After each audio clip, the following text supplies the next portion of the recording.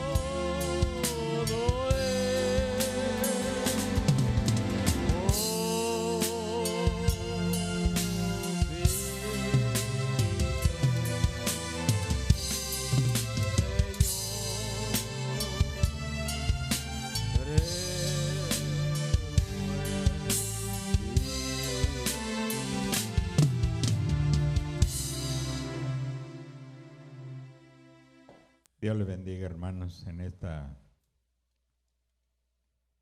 tarde. Damos gracias a Dios por este privilegio que nos concede. Sí, sigue siendo un privilegio. Un día, dice el mensajero, estas puertas se cerrarán por causa de la apretura que ha de venir. Y la apretura viene para enseñar a los hijos a vivir como cristianos, que aprendan a amarse los unos a los otros. No viene para mal, sino para bien. Amén. Pero hoy tenemos este privilegio de poder reunirnos y escuchar su palabra. Un día tomarán los templos y los convertirán en almacenes. Los templos de los hermanos que no aceptemos pertenecer al Concilio Mundial de Iglesias en forma de organizaciones religiosas. Nosotros no pertenecemos a ninguna organización religiosa.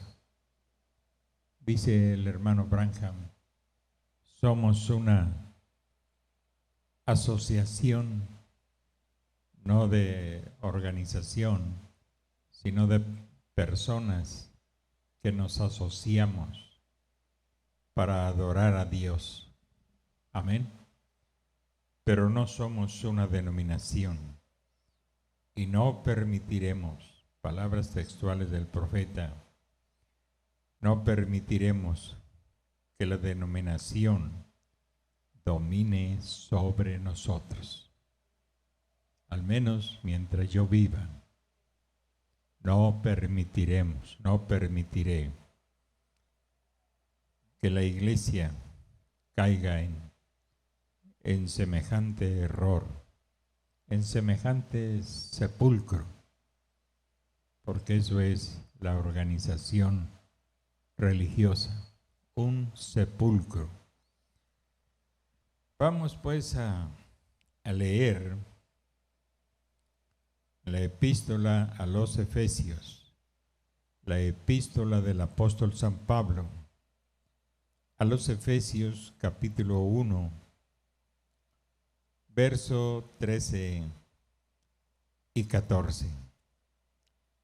Vamos a ver algo que el mensajero toca aquí en este mensaje. ¿Quién es este Melquisedec? Y él habla un poco acerca de lo que es las arras del Espíritu. Capítulo 1, verso 13 y 14, que dice así en el nombre del Señor Jesucristo. En él también vosotros, habiendo oído la palabra de verdad, el evangelio de vuestra salvación, y habiendo creído en él, fuisteis sellados con el Espíritu Santo de la promesa, que es las arras de nuestra herencia, hasta la redención de la posesión adquirida, para alabanza de su gloria. Vamos a leer también 2 de Corintios. Voy a ver si me acuerdo del texto, capítulo 1, verso 21 y 22. Y el que nos confirma con vosotros en Cristo, y el que nos ungió es Dios, el cual también nos ha sellado y nos ha dado las arras del Espíritu en nuestros corazones. Y en el mismo libro, capítulo 5, verso 5, mas el que nos hizo para esto mismo es Dios, quien nos ha dado las arras del Espíritu. Padre, en esta hora estamos en tu presencia, dándote gracias, Dios, por esta gran bendición que nos permites hasta el día de hoy, el privilegio de poder reunirnos. Permítenos aprovecharlo, Dios, no solamente para adorar tu nombre, sino para rendirnos a tu palabra, para ponernos en obediencia de tu verdad, porque el tiempo se acaba, Señor. Te agradecemos este privilegio y te pedimos ahora, Dios,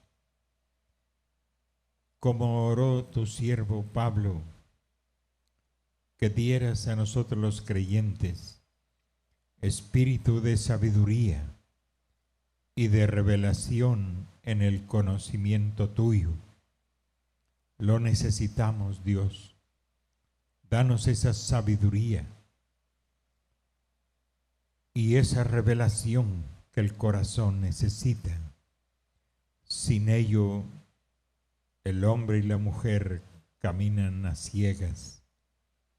Pero danos esa revelación de tu persona a través de tu palabra.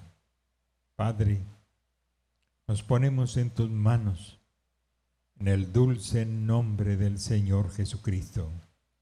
Amén y amén. Pueden sentarse, hermanos.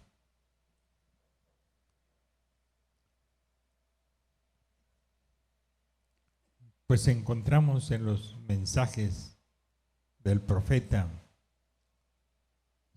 siempre múltiples temas tan importantes para nosotros. Y las arras del Espíritu, las arras de la resurrección. ¿Qué quiere decir arras? Porque nada más sabemos, pues, de las arras, que 13 moneditas que entregan Pues aquí no se acostumbra, pero algunas bodas me ha tocado que llevan arras. Y son 13 moneditas que el novio entrega a la novia como una prenda, como una promesa. La palabra arras, una de sus definiciones, es lo que se da en prenda en un contrato, lo que sella el contrato, lo que amarra el contrato, lo que se da en prenda. O como se dice en el argot comercial, el primer abono, ¿cómo se le llama? El enganche. Esas son las arras en ese aspecto, sellando un compromiso, y esa prenda es una promesa de que usted va a cumplir todo el contrato, que no va a ser un tracalero empedernido, sacavueltas, sino que usted está prometiendo que pagará todo al pie de la letra, que cumplirá con ese contrato. Pues hemos leído las escrituras que hablan de las arras que Dios nos ha dado, y esas son las arras del Espíritu. Y antes de llegar a ese comentario, el hermano Branham está hablando precisamente de nuestros cuerpos de carne, porque ya hemos entendido que hay un cuerpo espiritual que nos espera. Allí en el mismo libro de 2 Corintios capítulo 5 verso 1, allí es donde dice Pablo que si esta casa terrestre se deshiciere, tenemos una en Dios esperando. Amén. Y esa casa, refiriéndose a una habitación, refiriéndose al cuerpo, no a sino a un cuerpo que Dios hizo, que no es hecho por mano de hombre, no hay intervención humana, sino que es un cuerpo espiritual. Amén. Yo creo que sí lo entendimos perfectamente. Si los hermanos de Venezuela que estaban viendo el culto de ese día, pues hermano, ellos tuvieron un gran maestro entre ellos, como fue el hermano Oscar Galdona. Pero pues es imposible a veces explicar todo. Nosotros apenas estamos pasando por esto. Y ya tengo 30 años de pastor aquí. Y 40 y tantos de estar predicando este mensaje. Y apenas lo estamos viendo claro, donde no nos queda duda. Amén. Entonces, eso nos facilita para entender cuando hablamos del cuerpo espiritual. Entonces, esa casa habitación que habla Pablo es un cuerpo espiritual. Ahorita estamos en una casa de carne y hueso, pero es una casa perecedera, que como todas las cosas que son materia, tienden a deteriorarse y tienden a acabarse. Así es nuestro cuerpo, tiende a acabarse, y por más que les tiren la cara para que no se vean arrugas, vuelven a salir otras arrugas. Pues esta casa se está deteriorando, se está haciendo vieja, se está haciendo viejo, y eso no lo podemos impedir. porque así está sentenciado: polvo eres y al polvo serás tornado, al polvo volverás. Amén. No hay forma de escapar de eso.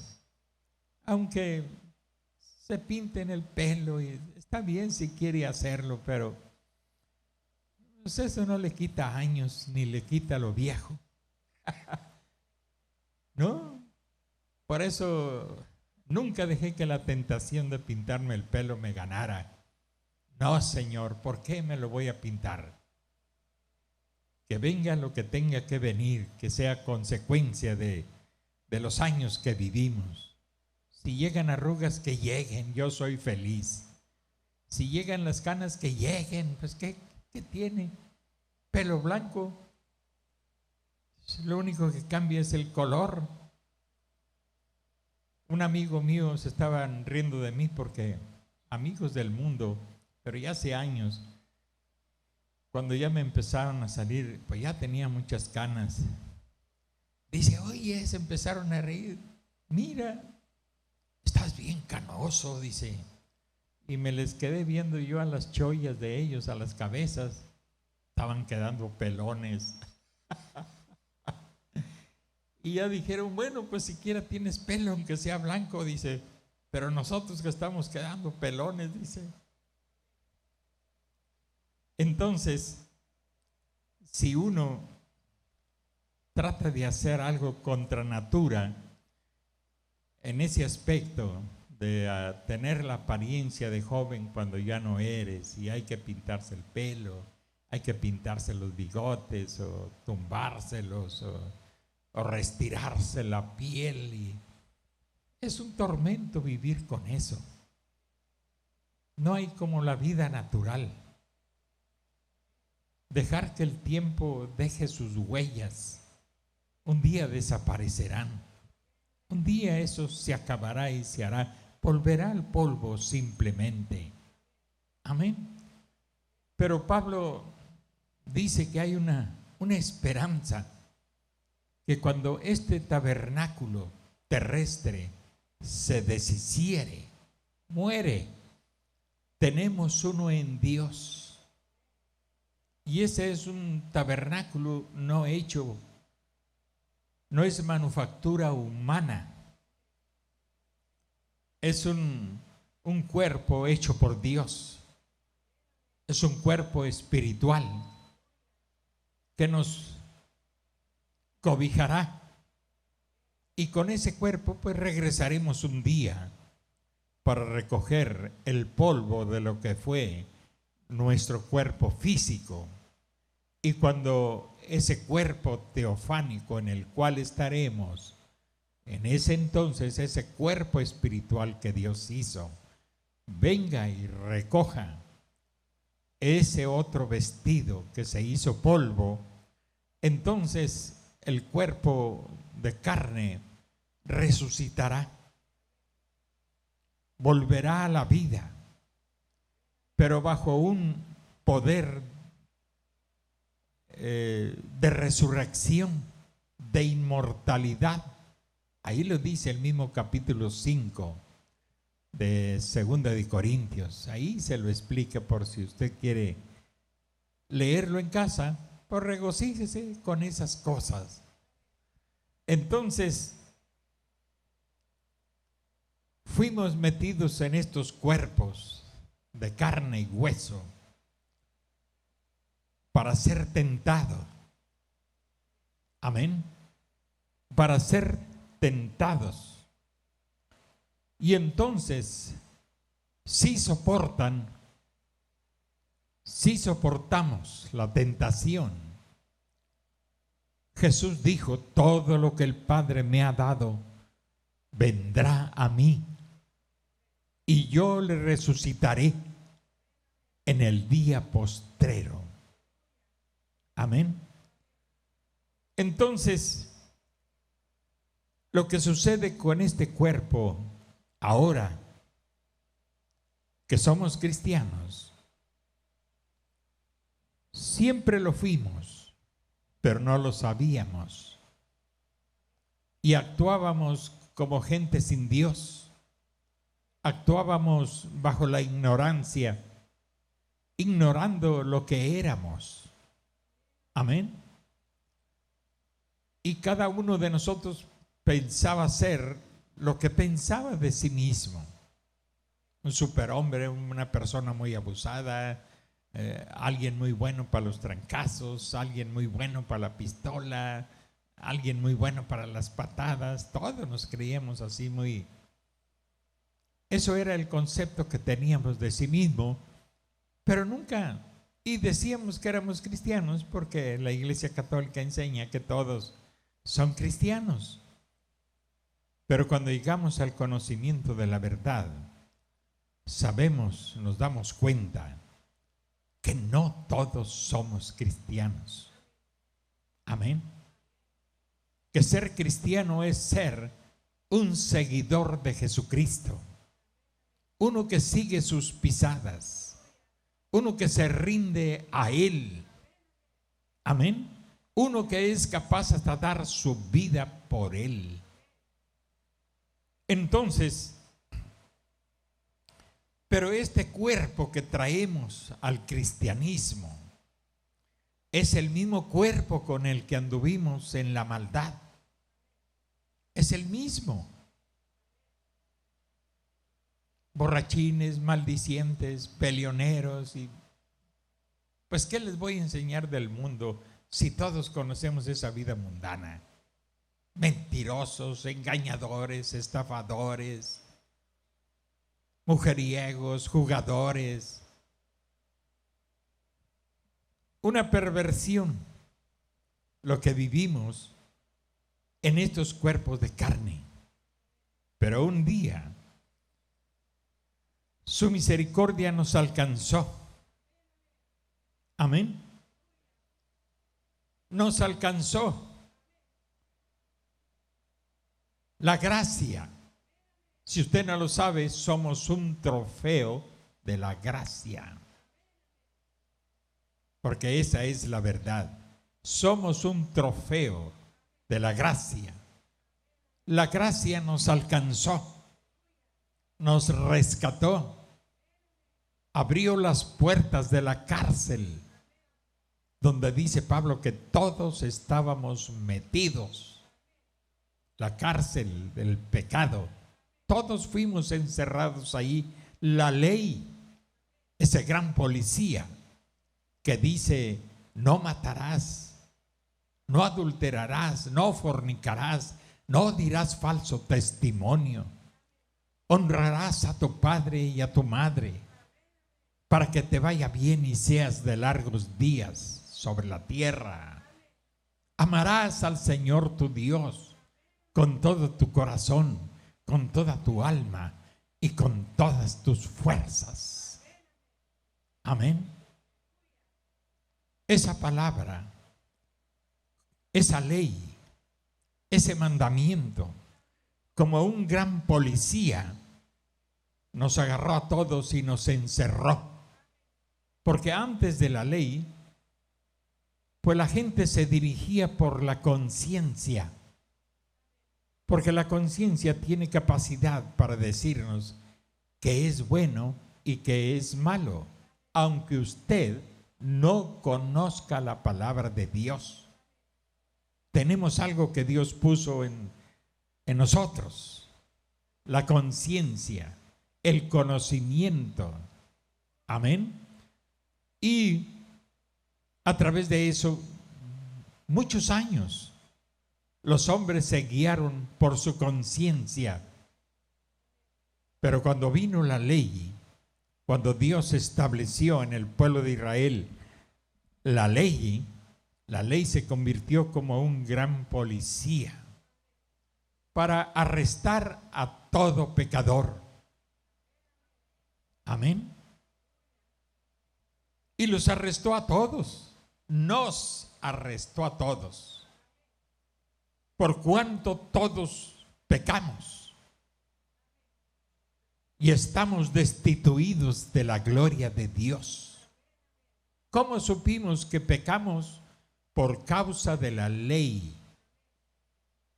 La ley es la que nos enseña nuestros pecados y dice: tú has pecado.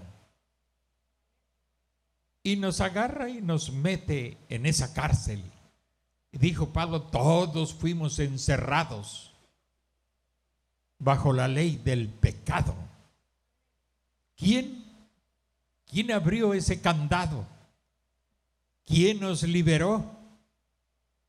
¿Quién? La gracia.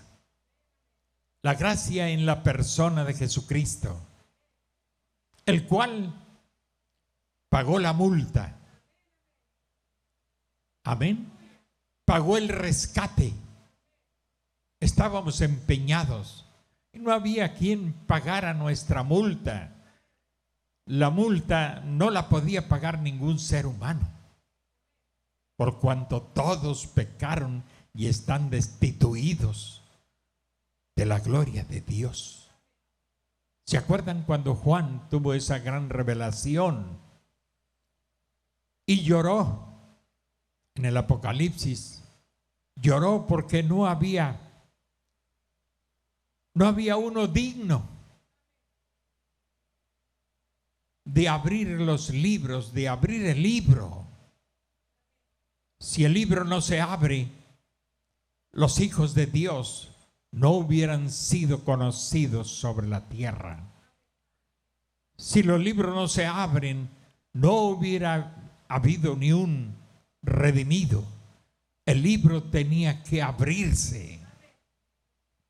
Pero no había, ni siquiera un ángel era digno, ni un querubín, ni serafín, ni terafín, ni arcángel. Nadie. Pero ¿qué vemos en la Escritura? Que de pronto se presentó uno.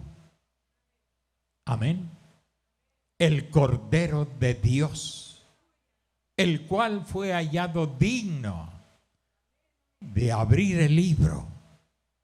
Él fue el único digno de abrir el libro. ¿Por qué? Porque Él fue el sacrificio. Porque Él pagó el precio. La sangre que derramó Jesús no era sangre gentil ni sangre judía, era sangre de Dios. Puesto que el santo ser que fue concebido en el vientre de María era la misma palabra haciéndose carne y hueso.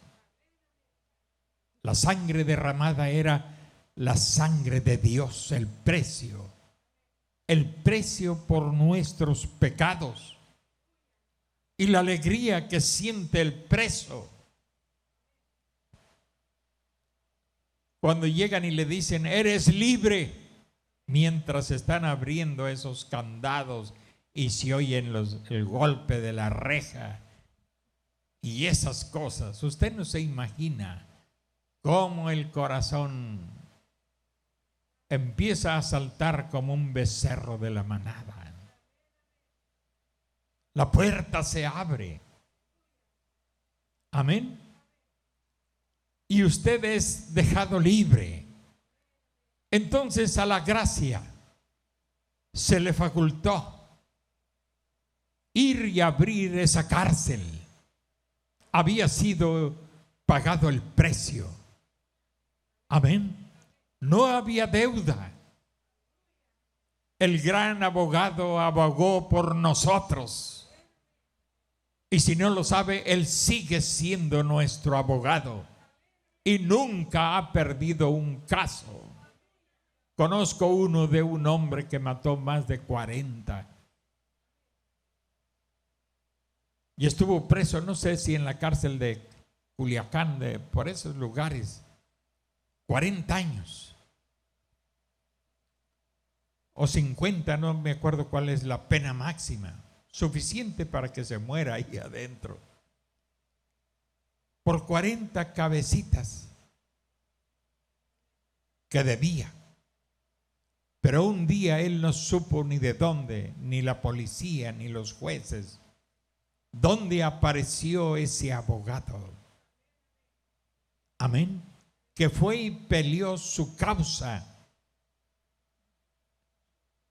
Él había recibido al Señor Jesucristo adentro de la cárcel. Se encontró con Cristo adentro. Amén. Es paradójico, ¿verdad? ¿Qué anda haciendo Cristo en la cárcel? Él anda buscando la oveja perdida. Amén. ¿Qué anda haciendo el Señor por la esquina o por la otra esquina, donde está lleno de marihuanos, llenos de gente de mal vivir? Él está buscando la última oveja. Porque no nos vamos hasta que la última oveja sea encontrada. Y este hombre, este abogado, peleó su causa. Y un buen día, bueno, ya le habían preguntado, ¿y de dónde estás pagando este abogado? Pues no sé ni quién es, dice. Solo sé que hay un abogado que está abogando por mí, pero está difícil. Hermano, para cuando él acordó, le sonaron con el propio candado la reja y le dijeron: levántate, eres libre. Yo lo conocía al hombre ese, al hermano, y él fue dejado libre. Jamás conoció en la forma en que ese abogado, su fisonomía, jamás la conoció. Solo supo que él pagó todo y él quedó completamente libre, inocente de todos los cargos. Entonces me dijo: hermano, lo que yo propuse ahora, dice, pues no sé si vivirá. Hace más de 40 años de ese encuentro con este hombre. Dijo: lo único que puedo hacer en agradecimiento a Dios, pues es recorrer, andar iglesia por iglesia, no predicando, sino testificando lo que Él hizo por mí. Amén. No sé si ya moriría. Yo estaba muy joven, no tanto, pero sí unos 45 años más joven que ahorita. Entonces, ¿cómo no vamos a servir a este gran Dios? Amén. El único digno fue Él. Nunca creamos que somos dignos aparte de Él, o que nosotros nos ganamos una dignidad porque soy muy educadito, porque soy esto, soy lo otro. No, Señor. Unas fichitas, eso es lo que éramos. Usted me entiende lo que digo. Éramos unas fichitas. Pero ahora estamos cobijados en su gracia. Somos justos porque Él es justo. Porque estamos escondidos en la herida de la peña. La peña herida es Cristo. Y allí me refugio yo. Amén. Y más vale que usted se refugie en la herida de la peña. Entonces, entramos al cristianismo y nos encontramos con una batalla. Es cierto que recibimos un cambio, porque la salvación, el perdón, produce un cambio en nuestro ser, en nuestro espíritu, en nuestras almas, en nuestros deseos. Indudablemente somos otras personas, pero este cuerpo es el mismo. Amén. Este cuerpo es el mismo. Llegamos a Cristo con un cuerpo lleno de pasiones. Pues usted y yo sabemos lo que hay en el cuerpo humano. Amén. Mucha soberbia, mucho engaño, no sé, tantas cosas sucias que produce la carne. Muchas enemistades, muchos pleitos, muchos celos, muchas contiendas, muchas barbaridades. Pero fuimos traídos más bien, fuimos encontrados y fuimos traídos.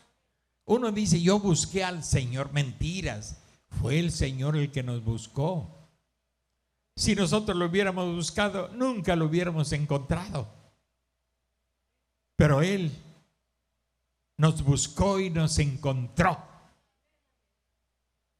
Y claro, ahora la lucha terrible es con nosotros mismos. Su lucha es con su cuerpo, con su cuerpo, con su cuerpo, con mi cuerpo. Es el mismo cuerpo que usamos para el pecado. Y el cuerpo llega a Cristo, pues lleno de pasiones, aunque el alma ya ha tenido su cambio, su perdón, mejor dicho, ha sido perdonada. Hasta ahí nada más ha sido perdonada. Amén. Y ha sido puesta en el camino correcto para buscar un nuevo nacimiento, una nueva vida, llegar a ser un nuevo ser en cuerpo, alma y espíritu. Cuando el alma se encuentra con Cristo, es imposible ser la misma persona de antes. Amén. No se puede ser la misma persona de antes. Entonces, dice el hermano Branham. El hermano Branham, ya sabemos, fue un profeta de Dios. Un profeta vindicado por Dios. De la misma estatura de Pablo, de Pedro, de Juan y de cualquiera de los profetas del Antiguo Testamento. Porque hay testimonios en todo el mundo de los milagros, de los discernimientos. Amén. Milagros en la naturaleza, milagros en los hombres y en las mujeres. Dios vindicando la palabra dada por su siervo, porque los profetas no hablan de sí mismos, sino que hablan inspirados por Dios. Su Biblia y la mía lo enseñan. Si usted lo cree o no lo cree, pues ese ya es problema de usted, pero es una enseñanza bíblica que Dios mismo estableció, que dijo, porque no hará nada el Señor Jehová, no hará nada el Señor Jehová sin que revele sus secretos. ¿A quién? A sus siervos los profetas. No cualquiera puede conocer los secretos de Dios. Fue establecido por Dios que los secretos de Dios son dados a conocer a través de los profetas. Y los profetas existieron en el Antiguo Testamento y también existieron en el Nuevo Testamento. Pablo fue profeta, Pedro fue profeta, Juan fue profeta. Todos ellos, aparte de tener su apostolado, tuvieron un ministerio profético, puesto que a ellos se les reveló la enseñanza y la doctrina para la iglesia en el Nuevo Testamento. Y lo que revela el Nuevo Testamento, el Espíritu de Cristo que estaba en ellos, sacó esa enseñanza del Antiguo Testamento. El Nuevo Testamento no es una palabra que contradiga el Antiguo Testamento, sino que el Antiguo Testamento fue una sombra de los bienes venideros, dijo Pablo. Pero el Nuevo Testamento es la revelación de esos bienes venideros. fue revelado a los apóstoles y profetas. Por eso aquellos apóstoles establecieron que la iglesia del Señor Jesucristo está sobre el fundamento de apóstoles y profetas. No fue Pedro, aunque fue una piedra de fundamento, pero fue más bien la revelación que le fue dada a Pedro. El fundamento de la iglesia es la revelación de la palabra. Ese es el fundamento. Amén. La iglesia está fundada sobre revelación. Y los apóstoles tuvieron esa revelación. Por eso, hermanos, la iglesia está fundada sobre el fundamento de apóstoles y profetas. Así quedó establecido y nadie puede borrar eso. Y nadie está autorizado para decir, ya no existen apóstoles, ya no existen profetas. ¿Dónde dice la Biblia que no? Que fueron hasta Juan. Sí, en el Antiguo Testamento Juan fue el último profeta y fue el mayor de todos. Jesús lo dijo. Pero en el Nuevo Testamento encontramos apóstoles, encontramos profetas. Amén. En la iglesia de Jesucristo había los 5 ministerios. Y hasta donde yo sé, la iglesia de Jesucristo todavía está sobre la tierra. Entonces ella tiene el mismo fundamento de apóstoles y profetas. Cuando Cristo venga por su iglesia y nos lleve, entonces la iglesia, la esposa, la novia de Jesucristo, ya no estará sobre la tierra. Solo quedará la iglesia que se rige por tradiciones, por mandamientos de hombres, por organización de hombres. Amén. Todos sabemos, todos, hasta los grandes eruditos de la Biblia, doctores en divinidad, saben que la organización religiosa no es una inspiración de Cristo, tampoco es una inspiración del Espíritu Santo.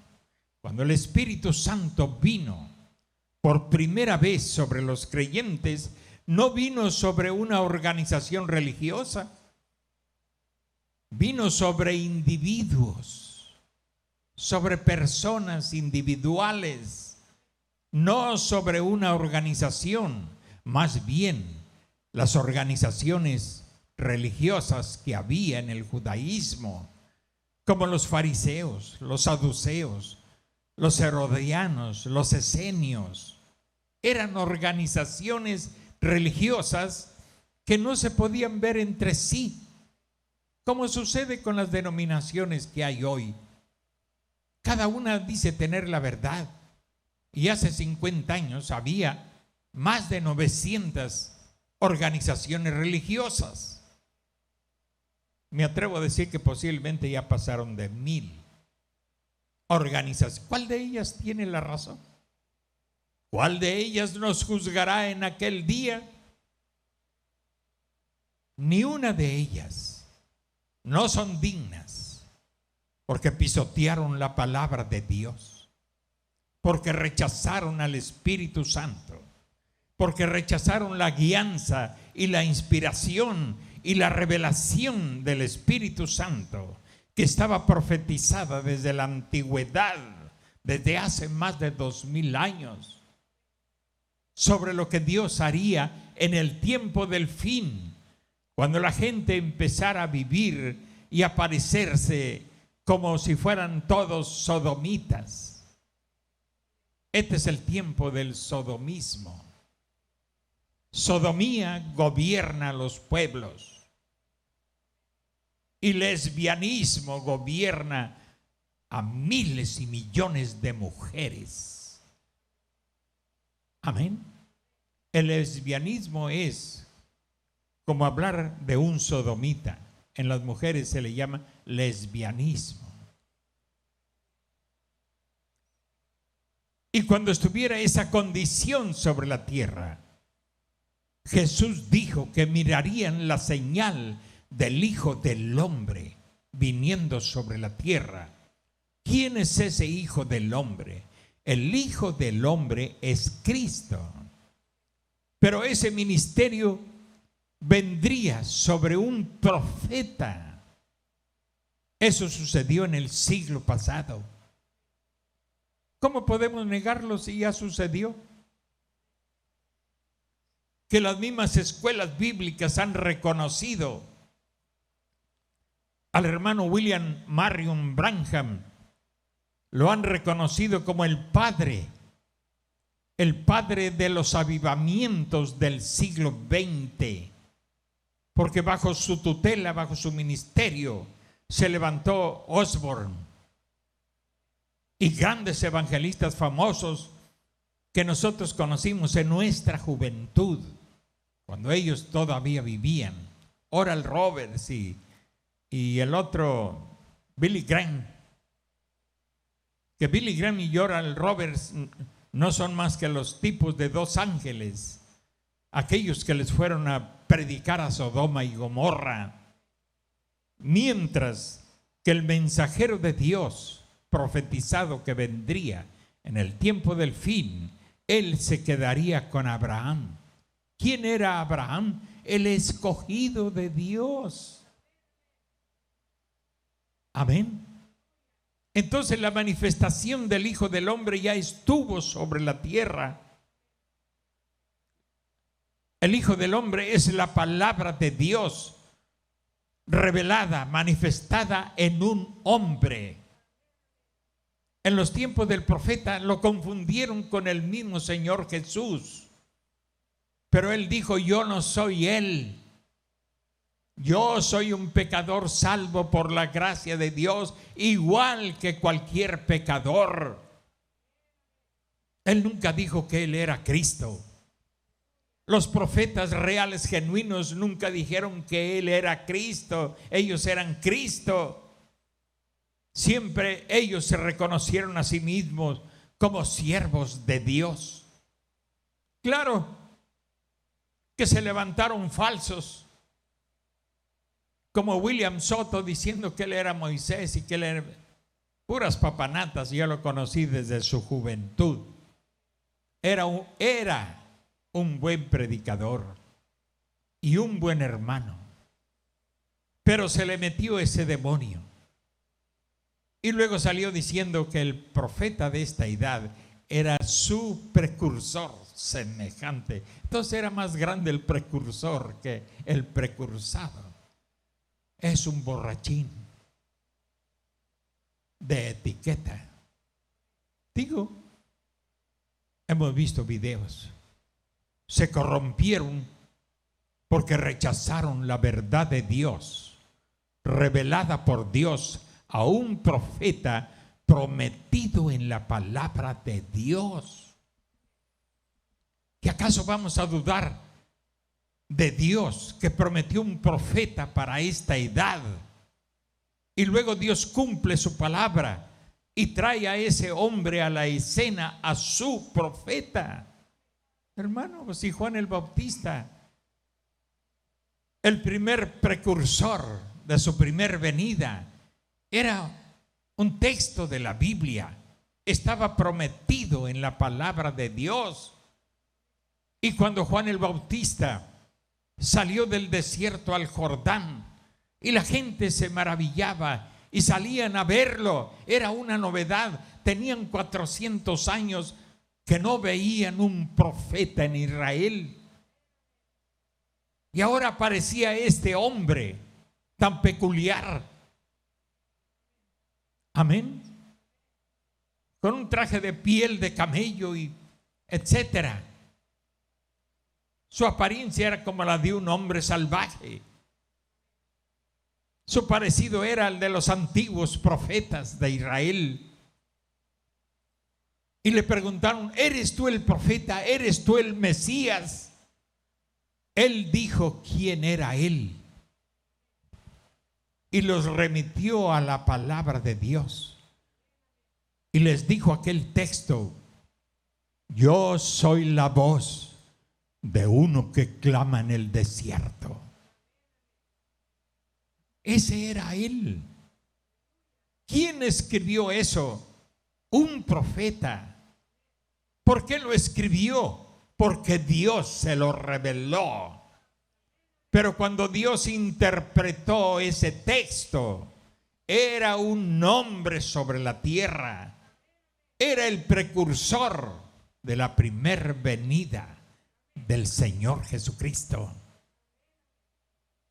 Bueno, es difícil aún para la iglesia cristiana y hasta para la iglesia pentecostés, que creen en profecías y esas cosas. Hasta a ellos se les hace difícil que en este tiempo Dios haya mandado un profeta. ¿Cómo se les va a hacer difícil? Pues si está escrito. Amén. Aquel fue una voz que clamaba en el desierto. Este fue el clamor de la medianoche, que dice: he aquí, el esposo viene, salgan a recibirlo. Es un hombre, es un profeta, es un hombre trayendo el mensaje de Dios, llamando al pueblo a salir de sus denominaciones, de sus organizaciones, que no son más que sindicatos religiosos. La iglesia de Dios no necesita de ese tipo de organización ni de ninguna. Lo que la iglesia de Jesucristo necesita solamente es la llenura del Espíritu Santo, porque así está escrito: me seréis testigos cuando haya venido sobre vosotros el Espíritu Santo. Entonces me seréis testigos, no antes, sino después de recibir ese Espíritu Santo. El hombre puede ser un testigo de las maravillas de Dios y hasta un testigo de su resurrección. Amén. Por obra del Espíritu Santo. El hombre no puede vivir como un cristiano solamente lleno de credos y dogmas de los hombres, como el católico que vive de rezos y esas cosas. Pero son borrachines, son maldicientes, son malvivientes. Eso es lo que hacen los credos y los dogmas y los mandamientos de hombres. Y las iglesias en las denominaciones es lo mismo. Se parecen más al mundo. Las mujeres se parecen más al mundo que a unas cristianas, y los hombres parecen más gente del mundo que un cristiano. Se confunden, no hay diferencia, ni en pláticas, ni en costumbres, ni en esas cosas, son igual. El único que hace la diferencia entre nosotros y el mundo es el Espíritu Santo en nosotros. Porque así está dicho, así está escrito. Amén. Entonces, cuando este cuerpo que viene de la maldad, pero ahora dentro de él hay un alma redimida. Amén. Hay un espíritu lavado, limpiado. Hay un corazón nuevo quizás y un espíritu nuevo. Amén. Pero el cuerpo es el mismo. El cuerpo no ha cambiado, es la misma carne, el mismo hueso, los mismos nervios. Y no negamos que es una gran batalla. Es una batalla a muerte, que a veces se nos parece difícil poderlo vencer, pero sí podemos. ¿Cómo? Cuando este cuerpo recibe el Espíritu de Dios, la vida inmortal, porque usted necesita el Espíritu de Dios para cambiar. Necesita la vida inmortal de Dios para ser otra persona, para ser una nueva criatura, para ser una nueva creación en Cristo. Usted no puede evadir las Escrituras. Tiene que entrar por la palabra de Dios. Amén.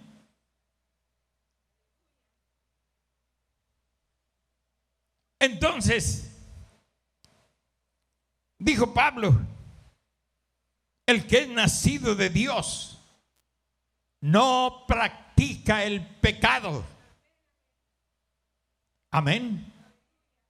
El Hijo de Dios, por estar en estos cuerpos, todavía puede cometer algunas faltas, pero él no practica el pecado.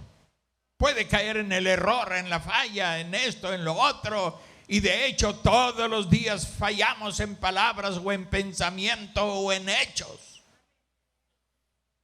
Amén. Basta que usted piense mal de alguien,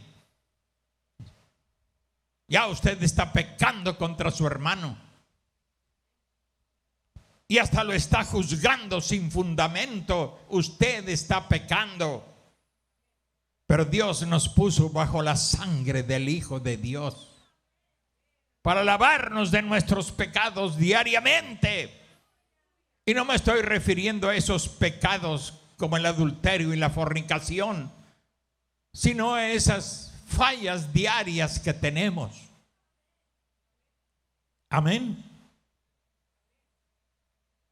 El que es nacido de Dios no practica el pecado. ¿Cómo lo va a practicar? Si fue sacado de allí, o se trajo el taller acá para dentro de la iglesia para seguir fabricando pecados sobre pecado, maldad sobre maldad. No, Señor, el que es nacido de Dios no practica el pecado. Él no puede pecar. Él no puede ser incrédulo. Cuando él falla, él se arrepiente de sus pecados. Y está luchando y batallando por no volverlo a hacer. Porque le duele ofender a Dios. Le duele ofender a su hermano. Amén. Porque el amor de Cristo nos constriñe. Y nos sentimos mal si ofendemos a la persona amada. Y la persona amada en primer lugar se llama Dios. Amén. Ahora pues, dijo Pablo, ninguna condenación hay para los que están en Cristo Jesús. Los que no andan conforme a ¿qué? A la carne. A la carne. Los que no andan conforme a la carne, sino conforme al Espíritu. Ahí lo tienen. Ven, eso sujeta el Espíritu Santo. Sujeta el cuerpo de ustedes. Y sujeta mi cuerpo también. Es una rienda. Amén. Me imagino que el pecado es como aquel caballo brioso que me prestaron. Una vez que fui a una fiesta cristiana allá en Veracruz, pues yo tenía apenas como 20 años. Y me prestaron un caballo brioso. Aquí se le dice brioso a esos que lo monta usted y van bailando y se hacen de ladito y luego para acá. Y si suelta usted la rienda, pegan la carrera. Pues me prestaron uno de esos caballos briosos. Hermano, pues me daba mucha pena, pues pasaba ahí en Tecolapan, pasaba por la calle principal del ejido y ahí va el caballo, pues para allá y para acá y bailando y bonito, ¿verdad? El caballo, su pelo brilloso y de buen ver el caballo. No era un caballo como el de Cantinflas, que se bajaba Cantinflas y colgaba el sombrero en el hueso de la cadera del caballo. No, era un buen caballo y bien enseñado. Y el que me lo prestó dijo: usted nomás vaya jalándole la rienda, dice, no la suelte porque va a pegar la carrera. Y mientras lo lleva usted de la rienda, pues él va a ir bailando, dice. Pues es el único caballo que tengo ahorita, dice. Y yo andaba envenenando tuzas, porque nos habíamos ido, creo que de raid, a una fiesta. Nunca nos dio miedo andar de raid. Si cuando éramos mundanos íbamos a los trabajos hasta Chihuahua y hasta Tecomán, Colima, y luego de ahí nos veníamos a Estación Manuel, al Carbón. Y eso era una cosa común para nosotros, viajar de raid. Nunca nos dio miedo, ni beber agua de los charcos que había en las orillas de la carretera. Quizás Dios nos estuvo preparando para lo que después iba a hacer con nosotros. Amén. Y a dormir donde se hiciera noche. Entonces, pues es bonita esa vida cuando uno está joven.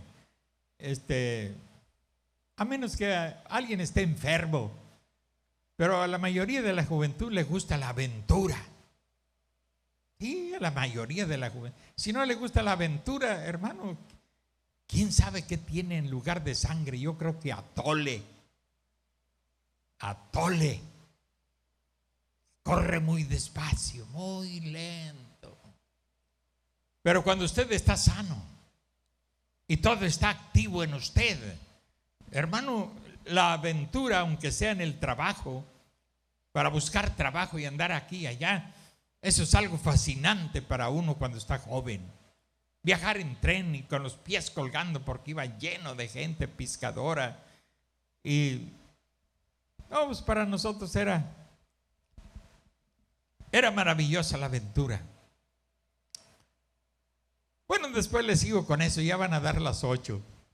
Pero es bonito contar esas cosas para probar que los jóvenes se prueben. Tengo atole en la sangre.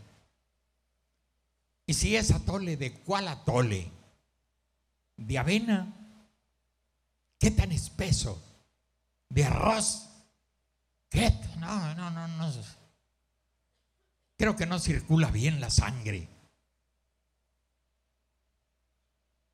Muy lentos, muy como viejitos zombies, adormilados. No sé si los padres los hicieron así o los educaron así. ¿Quién sabe? A nosotros nuestro padre era un hombre muy activo en el trabajo.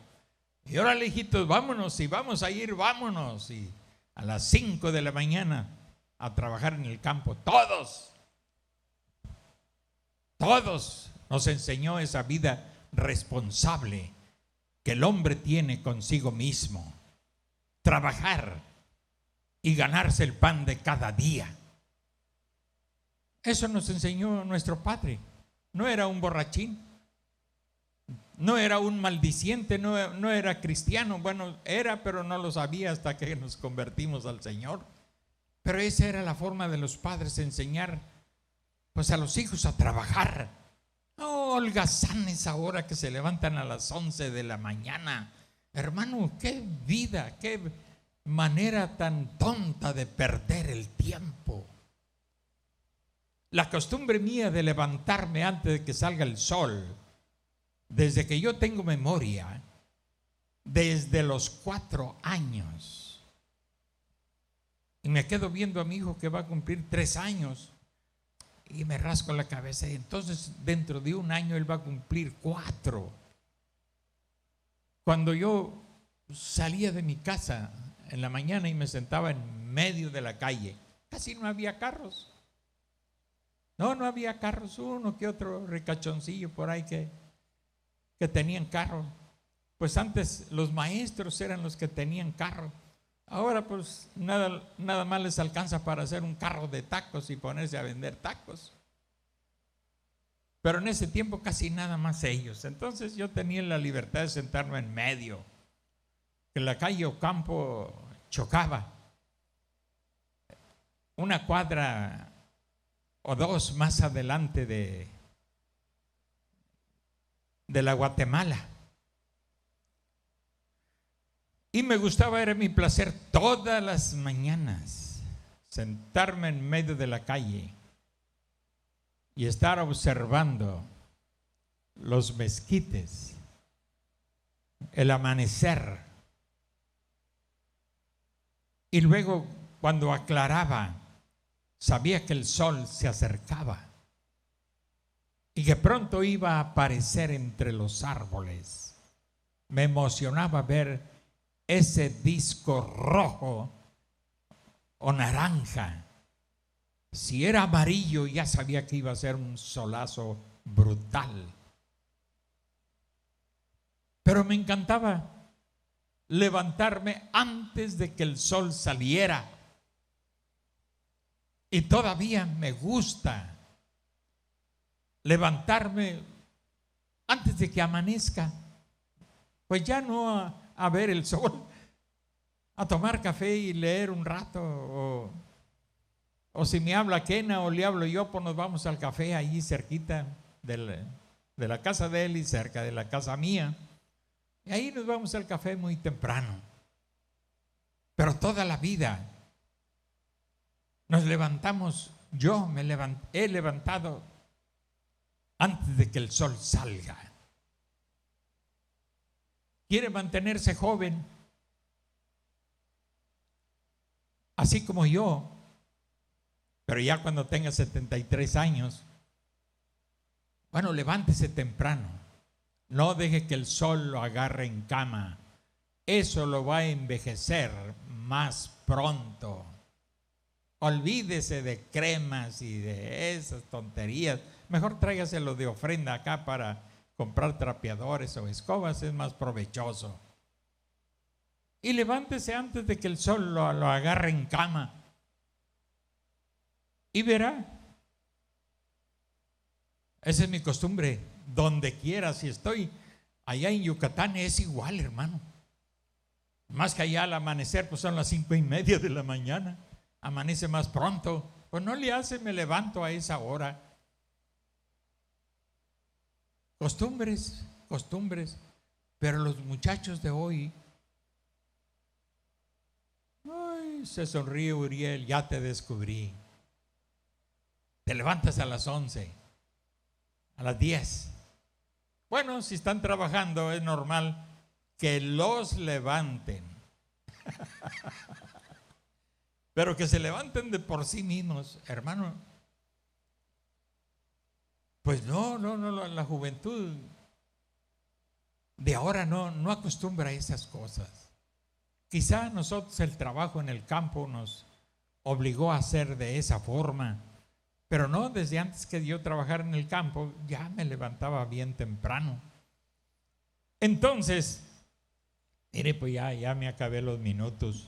Aunque aquí no hay legalistas, bueno, a veces hay legalistas para salir, pero no para llegar. Llegan bien tarde y luego están viendo el hermano ya se pasó 3 minutos y usted se comió más de media hora. Más de media hora, llegó media hora tarde. ¿Verdad, Jacobito? Pues sí. ¿Cómo se va a poner a decir, hermano, ya son las 8? Oye, hijito, pues si llegaste media hora tarde, pues aguántate otra media hora. Pero no, hermano, ahorita nos vamos. Yo sé que mañana es sábado, casi nadie trabaja. Nada más las hormigas. Pero casi la mayoría no trabaja. Pero tomamos en cuenta eso. Y llévese grabado esto en su mente. Usted, el cuerpo de ustedes, está sujeto al Espíritu. Ya recibió la rienda del Espíritu. Amén. Y como al caballo brioso hay que llevarlo jalando. Si le suelta la rienda, hombre, yo dije, ¿será que se desboca el caballo? Hermano, y que me atrevo a soltar la rienda. Nomás sintió el caballo que aflojé. No, hombre. Y luego el miedo mío era que tenía que cruzar la carretera. Dije, Dios, pues no permites que ningún carro venga. Pero crucé como flecha sobre el caballo. Hasta que llegué allá a un arbolito que había en medio de la parcela. Ahí lo amarraba. Y dije, pues gracias Dios que me permitiste llegar con bien. Y nada más anduve pensando en el regreso. En el regreso. Y es que ya me habían prestado una yegua mañosa. Puse el pie en el estribo para subirme. Y al tiempo que sintió la fuerza que hice, pues no se dio la vuelta y yo caí caí al otro lado, hermano. Hombre, la risotada de la raza y la gente que alcanzó a ver. No, hombre, me subí bien avergonzado, pero ahora sí, dije, no me vas a ganar. Rápido, me subí, me monté. Que dije, este se va a dar la yegua, así era. Y otro día me prestaron el caballo brioso, y todos gritando, hermano, ¿qué pasó, hermano? Y los que pues aguantar, ni modo de ponerse a pelear, pues si ya no pelea uno. Ahora somos cristianos. Y bueno, para mí la vida cristiana ha sido, hermano, una felicidad. Una felicidad. Las hambres y esas cosas, pues creo que ya se borraron, se están borrando de la mente. Pues ¿qué es el hambre? Hay gente que padece hambre por otras cosas. ¿Cómo vamos a quejarnos? Ay, estoy pasando hambre, Pues es cierto, tienes que pasar por ahí, mijito. Yo también ya pasé por ahí. Y rodeado de hermanos, y viendo las bolsotas de mandado. Y en mi casa que estaba atrás del templo, no había ni qué comer, comíamos tortillas duras. Y los hermanos pensaban que estaba engordando un cochinito, y todos los días me traían tortillas duras. Hasta que uno me dijo, oiga, hermano, dice, pues ¿se está engordando cochinito o qué? No, le dije.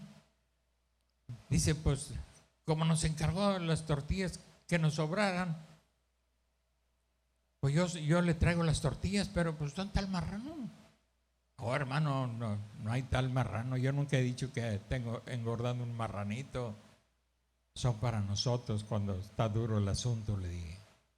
Tostamos las tortillas y tengo unos hijos del mismo material que yo. Ellos no se quejan, ni los más chiquitos se ponen a llorar porque no hay que comer. Mi esposa tuesta las tortillas y nos sentamos y oramos por ello y nos lo comemos muy felices. Y ellos se van a jugar. Y yo pues voy a visitar los clientes a ver si alguno, pues yo no podía agarrar un trabajo de planta como ustedes. Porque ¿cómo? Pues si yo era un misionero. Entonces, pero el oficio de tapicero, que lo aprendí ya casado. Si usted piensa que está casado y que no puede aprender nada, ya el diablo lo apachurró. Yo aprendí la tapicería ya casado y me sirvió mucho. Amén. Y pintaba rótulos donde andaba yo, ya tenía clientes. Pintaba rótulos o pintaba en las paredes de los negocios lo que ellos quisieran. El dibujo más difícil fue un ciclista, pintarlo de 3/4. O sea, la figura en una posición de 3/4. Qué difícil es pintar a un ciclista. Pero lo hice, lo hacía, me gustaba el oficio. Hasta decoré pasteles, porque también aprendí a decorar pasteles. Enseñé a algunos a hacer carbón, porque también aprendí a hacer carbón. a otros los enseñé a bolear. Todo me ha servido en el ministerio. Dejemos que el Espíritu Santo trabaje en nosotros y hará de nosotros gente con capacidad para hacer felices a otros. Gentes con capacidad para hacer felices a otros. Siempre pensamos, yo quiero ser feliz, y está bien. Pues si no te puedes hacer feliz ni a ti mismo, ¿cómo vas a hacer feliz a los demás? Tienes que estar en un estado de felicidad. En bien con Dios y en bien contigo mismo. Bien con tu esposa o tu esposo, o con tus hijos contigo, para que sean productivos en Cristo, para aprender a ser felices a otros. Vida eterna es vivir para los demás. Que no se le olvide. Póngase de pie, iglesia. Los amo tanto que